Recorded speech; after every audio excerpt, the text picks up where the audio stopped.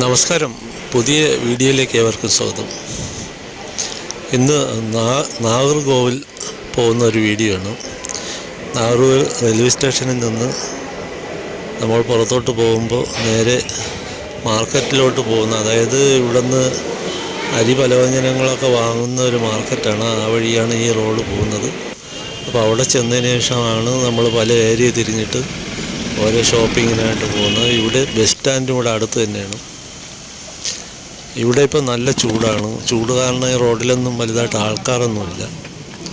പിന്നെ ഇവിടെ ഈ പാർലമെൻറ്റ് ഇലക്ഷൻ്റെ ഏതൊരു ചൂടും ഇവിടെ ഇല്ല. ഒരു പരസ്യവും ഞാൻ ഇവിടെ കണ്ടില്ല. ഈ പരിസരത്തൊന്നും ആരുടെയും ഒരു പരസ്യം ഇതുവരെയും കണ്ടില്ല. ഒരു പാർട്ടിയുടെ ഒരു പരസ്യവും ഇല്ല. എല്ലാ ചുവരുകളും കാലിയായിട്ട് കിടക്കുകയാണ്. ഒരു പോസ്റ്റർ പോലും ഇല്ല. പാർലമെൻറ്റ് ഇലക്ഷൻ്റെ എന്തെങ്കിലും ഒരു അനക്കം പോലും ഇവിടെ കാണാനില്ല. അതിനെക്കുറിച്ച് സംസാരിക്കുന്നത് കേൾക്കാനില്ല. കേരളത്തിലാണെങ്കിൽ പല സ്ഥലത്തും ചുവരെഴുത്തും പോസ്റ്റർ ഒട്ടിപ്പും ഒക്കെ ഏകദേശം പകുതിയോളം കഴിഞ്ഞ്. ഇവിടെ തമിഴ്നാട്ടിൽ ഈ സ്ഥലത്തൊന്നും യാതൊരു അനക്കവും ഇല്ലെന്ന് വേണമെങ്കിൽ പറയാം. അപ്പോൾ എനിക്ക് തോന്നുന്നത് മുമ്പ് കാലങ്ങളിൽ MGRും ജയലളിതയൊക്കെ ഉള്ള കാലത്തുള്ള പോലെ ഒരു ആവേശം ഇപ്പോഴുള്ള ഇലക്ഷൻ ഇവിടെ കാണുന്നില്ലെന്നാണ് തോന്നുന്നത്. അന്നൊക്കെ ആണെങ്കിൽ എല്ലാ സ്ഥലത്തും ചുവരെഴുത്തുകളും മറ്റും കാര്യങ്ങളൊക്കെ കാണാൻ പറ്റുമായിരുന്നു. ഇപ്പോൾ മൊത്തത്തിൽ ഈ ഏരിയ ഒരു ശാന്തമായിട്ട് കിടക്കുകയാണ്. ഇലക്ഷൻ്റെ ഏതൊരു ചൂടുമില്ല. പിന്നെ ഇവിടങ്ങളിലാണ് മുമ്പ് ആൾക്കാർ വന്നിട്ട് സാധനങ്ങൾ കേരളത്തിൽ നിന്ന് തിരുവനന്തപുരത്തു നിന്നും ഒക്കെ വന്നിട്ട് പലവ്യഞ്ജനങ്ങളും മലക്കറിയും മറ്റ് സാധനങ്ങളൊക്കെ ലാഭത്തിന് വാങ്ങിച്ചുകൊണ്ട് പോകുന്ന ട്രെയിനിലും ബസ്സിലും ഒക്കെ. അപ്പോൾ പാറശാലയിൽ ചെല്ലുമ്പോൾ അവർ ചെക്ക് പോസ്റ്റിൽ അമരവിളയിലൊക്കെ ചെക്ക് പോസ്റ്റിൽ പരിശോധനയൊക്കെ ഉണ്ടായിരുന്നു. കാരണം ഇതിൻ്റെ ബില്ലുണ്ട കാര്യമുണ്ടെന്ന് അവർ നോക്കുമായിരുന്നു. പിന്നെ ഇപ്പോൾ ഈ GST എല്ലായിടത്തും കേരളത്തിലും തമിഴ്നാട്ടിലും ഒക്കെ ഒരേ രൂപത്തിലായതുകൊണ്ട് ഈ സ്ഥാനങ്ങളെല്ലാം പാക്ക് ചെയ്ത് വരുമ്പോൾ അതിലൊരു പ്രത്യേക ബില്ലും അതിൻ്റെ വിലയൊക്കെ രേഖപ്പെടുത്തിയിരിക്കണമുണ്ട്.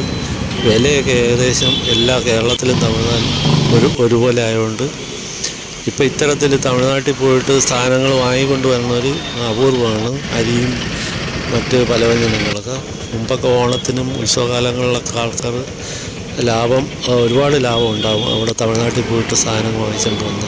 അപ്പോൾ എല്ലാവരും ഇവിടെയും വന്നിട്ട് ഈ മാർക്കറ്റിലൊക്കെയാണ് വന്നിട്ട് വാങ്ങുന്നത്.